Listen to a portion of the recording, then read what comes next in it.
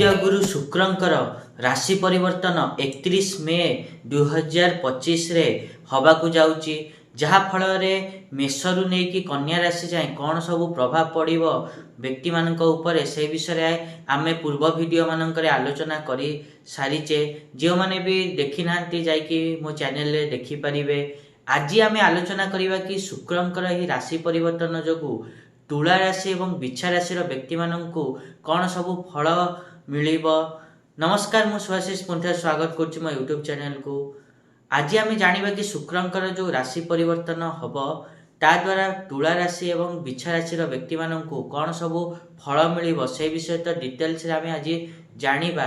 ता पूर्व सबन भली गोटे रिक्वेस्ट करिया चाहिए कि जो माने भी ए जाए चैनल को सब्सक्राइब करना सब्सक्राइब करंतु आ पाखथिया बेल आइकन को मध्य प्रेस करंतु, जा द्वारा कि मु आगो को जहाँ भी किछि वीडियो देबी ता नोटिफिकेशन आपण मान को ठीक समय रे मिली जिवो। जदि आमे तुला राशि कथा प्रथमे आलोचना करिबा ताहले तुला राशि व्यक्ति मानक पई सप्तम भाव रे शुक्र गोचर करिवे। सप्तम भाव रे शुक्र गोचर करिवा द्वारा आपण मानकर कारक भाव नाशाय सूत्र अनुसार आपण मानकर वैवाहिक जीवन रे किछि मनमालिन्य हो पारे, किछि डिस्टर्बेंस हो पारे।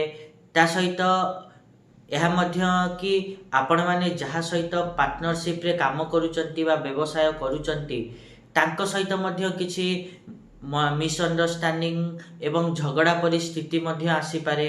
सेति पई आपण माननकु दरकार कि आपण माने निज पार्टनर रो भावना को सम्मान दियंतु। ता सहित सी कौन करूचंती ता उपरे तीक्ष्ण नजर भी रखंतु, ताहले जाई कि एही गोचर आपण मानकु शुभ फल देई परिबो।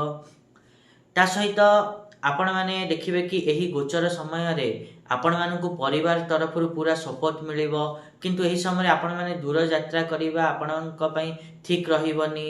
ता सहित गुप्त शत्रु मानक थारु मध्य एही गोचर रे आपण मानकु सावधान रहिबार अछि।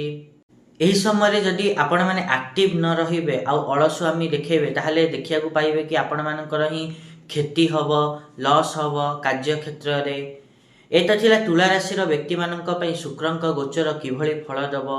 जदि आमे बिछा राशि कथा आलोचना करिबा ताहले बिछा राशि जते सब व्यक्ति माने अछंती तांक पई शुक्र षष्ठ भाव रे गोचर करिवे। षष्ठ भाव रे गोचर करिया द्वारा यह झियो मानक पई खास करिकि शुभ नुह। तांकर स्वास्थ्य रे समस्या आसी पारे, पीरियड्स रे किछि समस्या आसी पारे, बा तांकर आभ्यंतरीण जो अंग प्रत्यंग अछि सेठिरे समस्या आसी पारे। ता प्रति तांको ध्यान रखिया पड़िबो एवं खास करके खाइबा पीबारे ध्यान रखंतु। हाइजीन मेंटेन होउची कि नहीं खाइबा पीबारे ध्यान रखंतु। काहे कि आमे जतले बाहर किछि खाई थाउ से माने मैला हाथ हो बा मैला पानी हो ताकू यूज करि दियंती, सेही प्रति ध्यान दियंतु कि फालतू जगह रु खाइबा बंद करंतु। निजर स्वास्थ्य प्रति टिके ध्यान रखंतु, विशेष करी झियो माने जो माने बिछा राशि रे अछंती।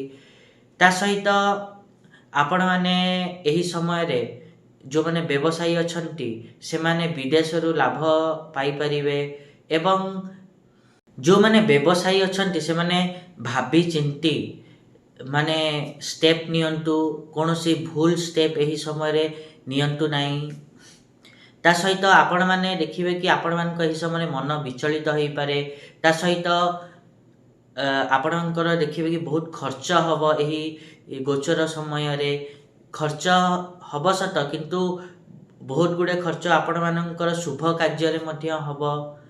एता थिला तुला एवं बिछा राशि व्यक्ति मानक पई शुक्रंक गोचर किभଳି रहिबो।